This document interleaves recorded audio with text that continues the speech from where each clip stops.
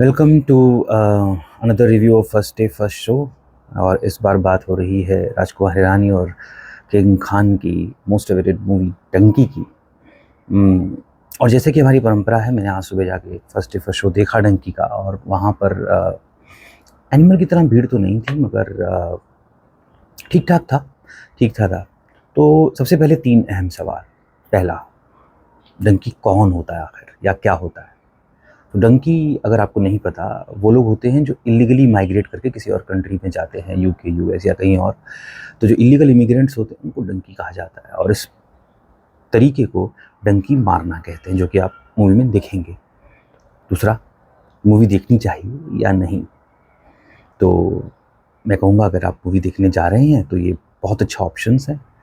जितनी movies cinema hall में, उनमें I think one of the top most options होगा आपके लिए।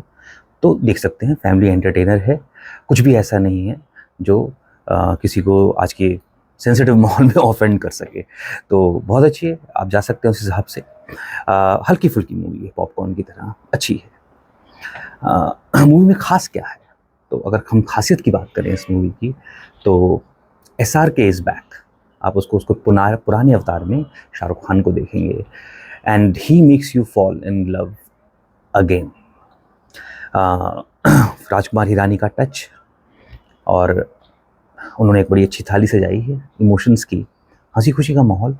फर्स्ट हाफ में आप देखेंगे ह्यूमर को काफ़ी यूज़ किया गया है, मगर स्माइल से ज़्यादा आप अपनी हंसते हंसते कुर्सी से गिर पड़े, ऐसा मौका शायद नहीं आएगा। बट आपको एक स्माइल आपके चेहरे पर रहती है। और सबसे ज़्यादा खास जो मुझे इस मूवी का लगा, वो था इस मूवी का बहुत ही लंबा इंटरवल। मैं गुड़गांव में गया था PVR में देखने, तो पता नहीं वहाँ पे था या क्या वजह थी, पर काफ़ी लंबा था। मतलब लोग बोलने लगे थे कि भाई चालू करो मूवी दोबारा। और अब करते हैं डिटेल में हम बात मूवी की। तो कहानी क्या है? तो प्लॉट है, चार दोस्त हैं, पंजाब का बैकड्रॉप है, लालटू गांव की बात हो रही है। मैं नहीं जानता वो असल में है या नहीं है। और वो चाहते हैं कि वो किसी किसी अपनी अपनी वजहों से लंदन चले जाएं, इंग्लैंड चले जाएं, और उनको नॉर्मल वीज़ा प्रोसेस से नहीं मिल पाता, तो वो डंकी मार के इलीगल इमिग्रेंट्स की तरह पहुंचते हैं। और फिर कहानी जो है वापस घूम फिर कर इंडिया में मुकम्मल होती है। इससे ज़्यादा कुछ कहूँगा तो आपका मज़ा ख़राब हो जाएगा। शाहरुख खान फिल्म की लाइमलाइट है। शाहरुख खान मेरे हिसाब से वो सितारा हैं जो ज़मीन पर उतरना जानता है।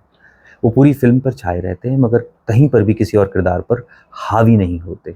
तो I think kudos to the director Rajkumar Hirani, कि उन्होंने इस बैलेंस को बनाए रखा, अपनी थाली में सारे स्वादों को समेटा, लेकिन बहुत ज़्यादा नमक या बहुत ज़्यादा मीठा नहीं होने दिया।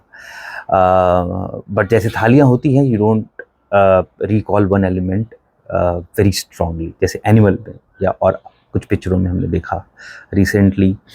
और इसके बाद जो चीज़ आती है, जो स्टैंड आउट करती है इस पिक्चर के लिए, वो है विक्की कौशल की परफॉर्मेंस।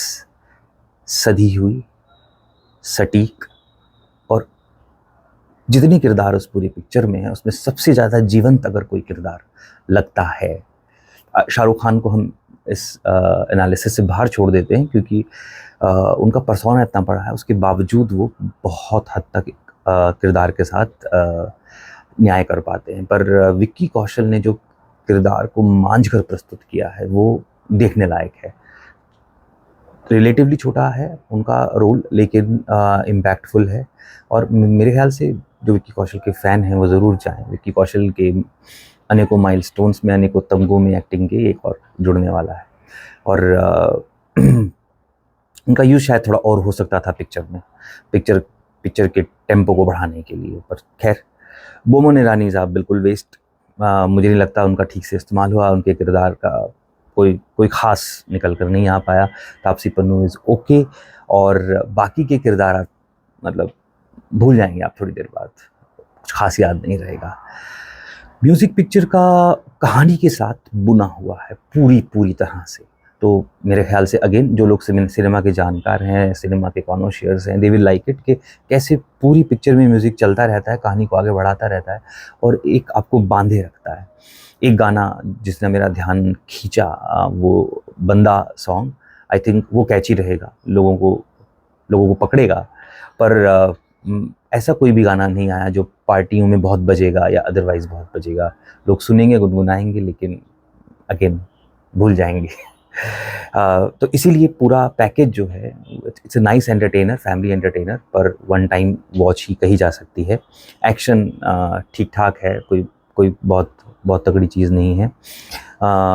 आप फिर दोबारा से मैं राजकुमार हिरानी की थाली की तरफ आता हूँ कि उन्होंने एक बड़ी अच्छी इमोशंस की थाली सजाई है, जिसमें प्यार की खीर है, पैसे की भूख है, दोस्ती की सलाद है और थोड़ा-सा देश प्रेम का तड़का भी है। बस यही है इस पिक्चर में। अगर आपके पास वक़्त है, फैमिली के साथ प्लान कर रहे हैं, जाइए। इंटरवल में आपको बहुत वक़्त मिलेगा पॉपकॉर्न वगैरह खरीदने का। आपके एक्सपीरियंस को अच्छा करेगा एज़ अ फैमिली। और एक हल्की-फुल्की मूवी है, बिना किसी बोझ के, थोड़ा हँस के, थोड़ा रो के आप सिनेमा हॉल से बाहर निकलेंगे, पैसा आपका शायद वसूल हो जाएगा। और शाहरुख खान की ये तीसरी सक्सेसफुल पिक्चर मानी जा सकती है, और तो उनकी इस साल हैट्रिक रही। और या सभी सिनेमा प्रेमियों को एक बार फिर बधाई। और जिन्हें ये पिक्चर अगर अच्छी ना लगे तो उनसे मैं क्षमा चाहूँगा। मैं पिक्चर प्रमोट नहीं कर रहा, लेकिन ठीक-ठाक है तो कह रहा हूँ। और फिर इसी तरह के हम ऑनेस्ट रिव्यूज़ के साथ दोबारा मिलेंगे, फिर एक पिक्चर के बाद। तब तक अपना ख़्याल रखिए और सिनेमा की तरह चमकते रहिए।